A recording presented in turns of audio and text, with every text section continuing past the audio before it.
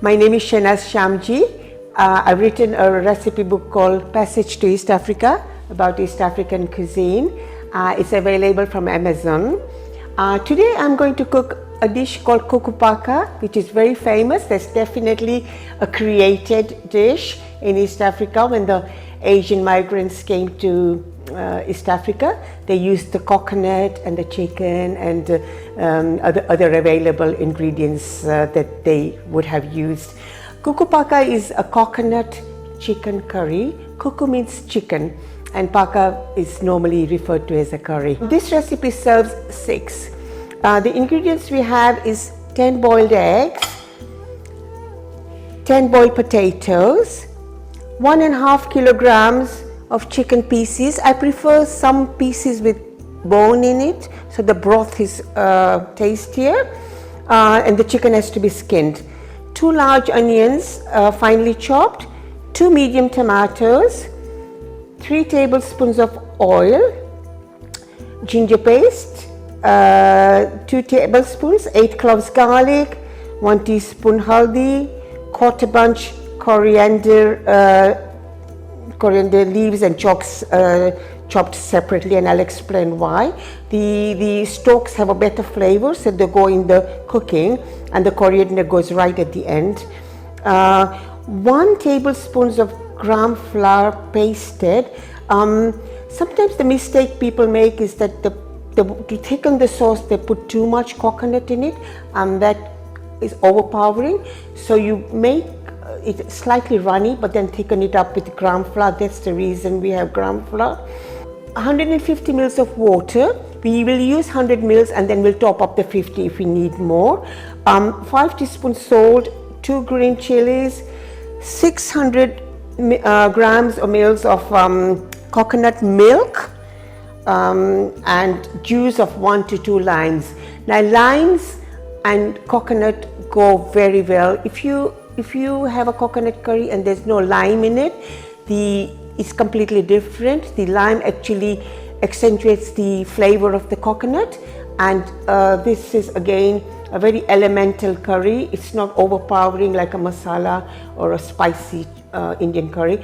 It's elemental in the sense that you can smell and taste each flavor separately. So let's go for it. Yeah, so we start off with frying the onions in the oil. The onions, and fry till sort of not brown but translucent, and the chilies, of course.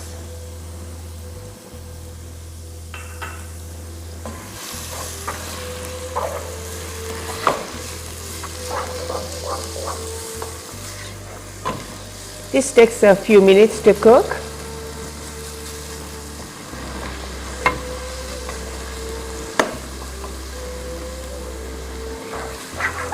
Keep stirring.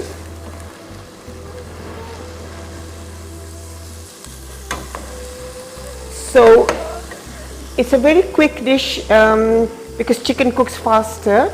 The eggs are pre-boiled, the potatoes are pre-boiled, the spices are all ready, and the smaller the pieces of the chicken, the faster it cooks. So it depends how fast you want it to cook.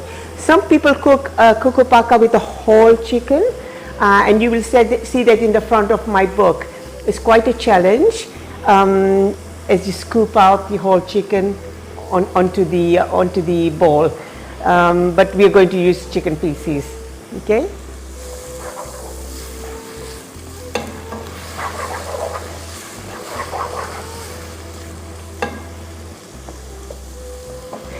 This dish is normally eaten with white unsliced bread, thickly sliced, rice, and a lemony pickle. Traditionally, they used to make a yeasted sweet bread. It's like a bread, but it's got sugar in it, and it's a very Arabic style of bread we used to have, but very hard to get hold of, but it's still available in some places.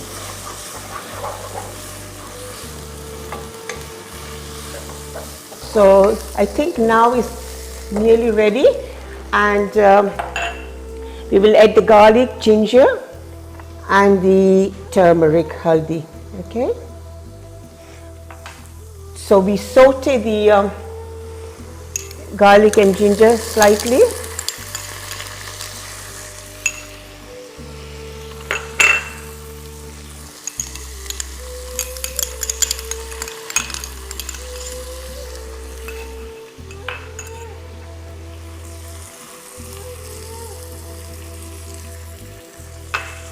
I can smell the garlic and ginger.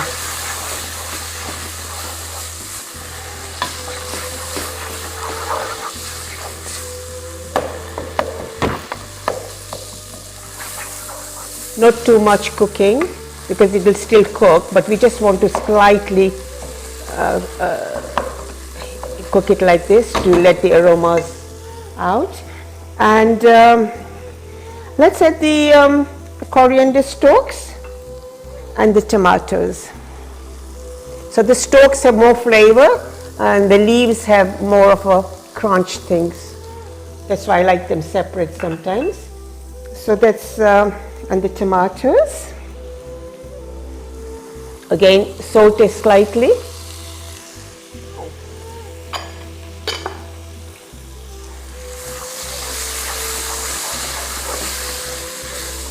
Again, you don't need to cook the tomatoes that they crush. They should come in your, as you eat in the bite. They shouldn't completely melt in there. And now let's put in the chicken for the flavors to permeate into the chicken. We're adding the chicken into the pan and let it stir fry at before putting in the water, so the chicken gets the flavoring inside. So you can see it's mixing here quite well.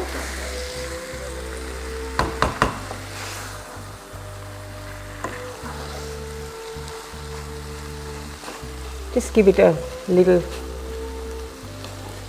time so the flavors go in there.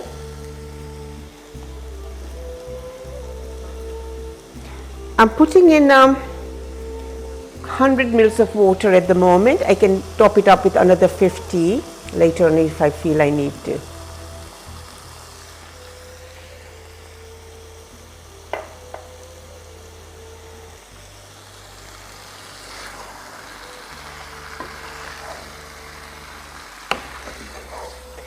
It might look a bit dry at the moment, but don't forget that there's 600 mils of coconut cream coming still.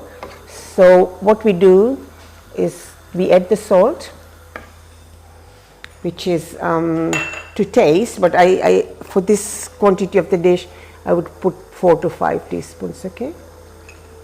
Because potatoes do absorb a lot of salt, so in the beginning you might think that it's salty, but as the curry rests, the potatoes absorb and the eggs absorb the salt.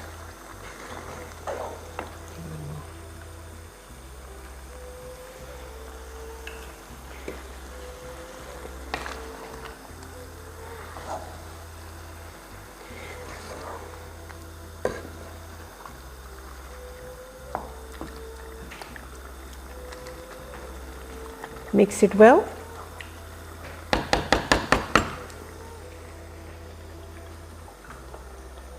And just cover and let it simmer till the chicken is nearly cooked, not totally cooked, otherwise it can shred because there's more cooking coming.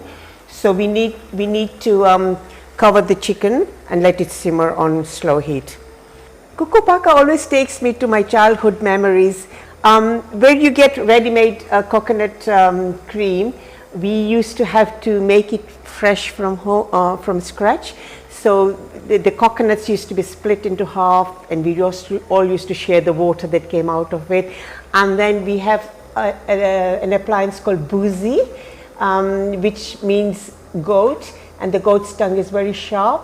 So that's the goat's tongue, so we call it boozy. We put our foot on there, but the one we used to have was like a collapsible one, and you could sit on it, and then you scrape the coconut onto a plate, and it's grated that way.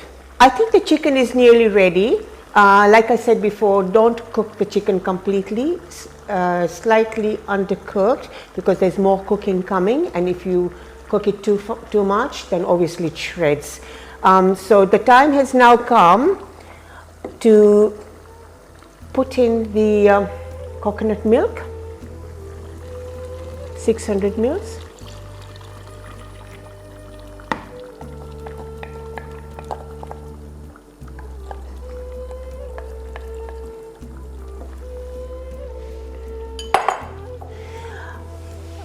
Then I'm going to see whether we need to thicken this sauce.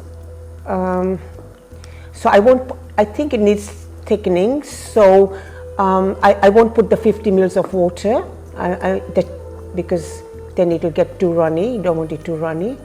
But the gram flour is very important, which a lot of people don't realize.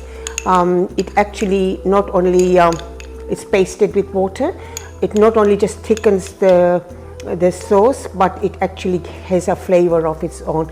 So just put a little bit at a time and stir, otherwise you get lumps. You can see the sauce thickening already.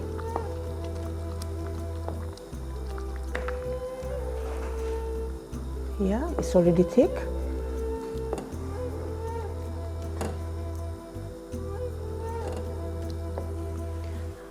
And then in goes the potatoes.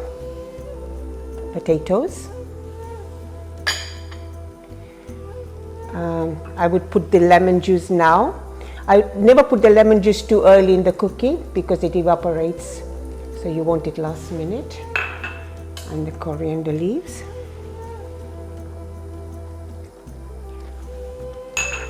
And now the boiled eggs. Make sure you don't, very careful and gentle with the boiled eggs because they can break, and always use hard boiled eggs, otherwise the soft ones can break. So let's give it a really good mix. The lemon juice, I can feel, I can smell the coconut flavor in the air.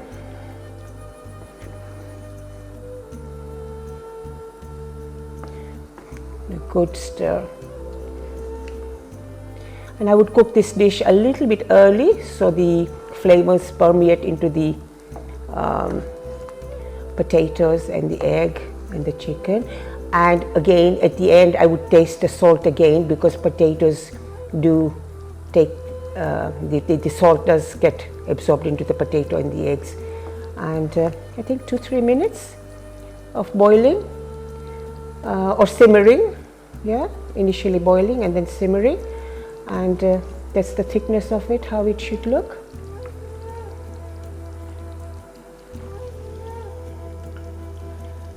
As you can see, it has been bubbling away and the dish is ready, and that's the color, how it should look. So I'm going to now dish it out in a very traditional African dish.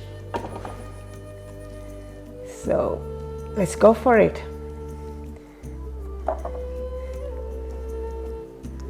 Lots of, ooh.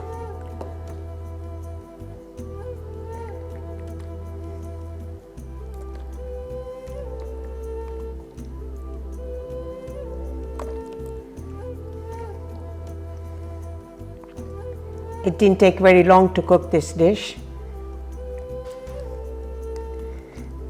The beauty is that you can prepare it. The potatoes, boil them in advance. You can boil the eggs in advance. The chicken is all cut up in advance. So it's just throwing things inside the pot. Normally you would have this with rice or white bread or naan, whatever takes your fancy. But we always start off with a naan or white bread and then go for the rice. And let's garnish this lovely dish with coriander leaves, and some chili flakes.